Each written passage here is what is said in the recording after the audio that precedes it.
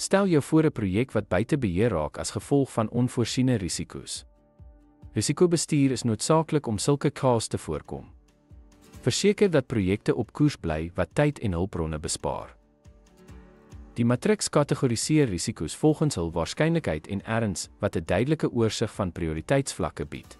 Hoë impak en hoë waarskynlikheidsrisiko's word in die matriks vir onmiddellike optrede gemerk. Mediumvlak risiko's word gemonitor en bestuur met voorbereide reaksiesplanne. Lae-impak risiko's mag minimale monitering vereis, maar benodig tipies nie uitgebreide hulpbronne nie.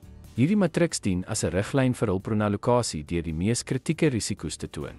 Deur die matriks gereeld op te dateer, hou die projekspan op hoogte van veranderende risikovlakke.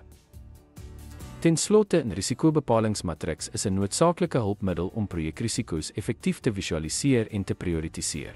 Dit stroomlyn risikobestuur deur areas wat dringende aandag benodig, uit te lig. Dankie dat u by ons aangesluit het.